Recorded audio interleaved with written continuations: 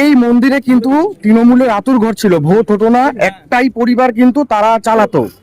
এখন তো সরকার বদলেছে, সাধারণ মানুষের যেটা চাহিদা ছিল যে নতুন করে ভোট হোক, নতুন করে সমস্ত কিছু হোক, এবার কি হবে? এই মন্দিরে কত জাগ্রত আছে আপনি ভাবতে পারবেন না।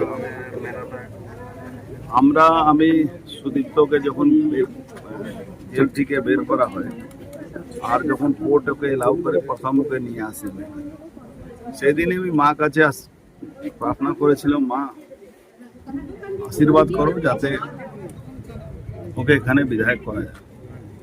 মায়ের আশীর্বাদ হলো, বিধায়ক হলো, আমরা এলাম। সেদিনও আমি বলে গেছিলাম, যখন আমরা বেরোচ্ছিলাম তখন জয় বাংলা স্লোগান হচ্ছিল। আমি বলেছিলাম তোদের জয় বাংলাটা গেল, মায়ের কাছেও জয় বাংলা বলছি, যেটা মুসলমানদের স্লোগান, তার মানে তোদের যাওয়ার সময় এসে। কাঁচরাপাড়া পৌরসভা এবং হালিশহর পৌরসভার একাধিক দুর্নীতি সামনে আসছে। সরকারি জমি বিক্রির অভিযোগ, সাধারণ মানুষ প্রতিবাদে রাস্তায় নেমেছে। সরকারি জমি বিক্রি করে পুরো কাঁচরাপাড়া হালিশহরকে বেচে দিয়েছে, পুরো বাংলাকে মমতা ব্যানার্জি বেচে দিয়েছে। এখানে দুই ভাই মিলে আর পার্থভাবে মিলে বেচে দিয়েছে। সব ধরা পড়বে, চিন্তা করবে। দুই ভাইকে তো খুঁজে পাওয়া যাচ্ছে না। আমরা খুঁজে নিয়ে আসবো।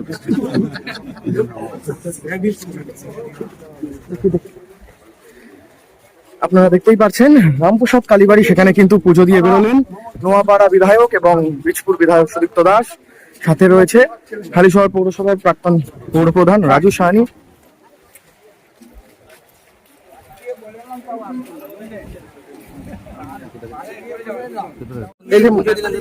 মায়ের কাছে চাইলাম যেন বীজপুর ভালো থাকে, সমস্ত মানুষের ভালো হোক, চাওয়ার।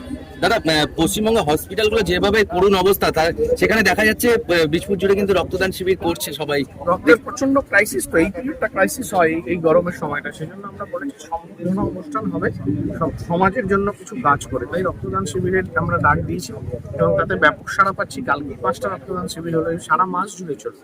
এই মন্দিরে বহু বছর ভোট হয়নি, এক বাড়ির পরিবারতান্ত্রিক চালিয়েছে। এটাই তো আমরা বলেছিলাম যে গুডউইল ফ্রেটার্নিটির ভোট হয় না, কি বুধু আছে এমন মন্দিরে বসে থাকতে হয়। আমরা সমগ্র বীজপুরের মানুষ নিয়ে, বিশিষ্ট মানুষজনদের নিয়ে, যারা মন্দিরের জন্য বিশেষ পরিকল্পনা আছে, এই মন্দিরকে, সাধক রামপ্রসাদ সেনের মন্দিরকে আমাদের সারা ভারতবর্ষকে চেনাবো, সারা পৃথিবীকে চেনাবো, সেই বিষয়ে আমরা পরিকল্পনা করছি।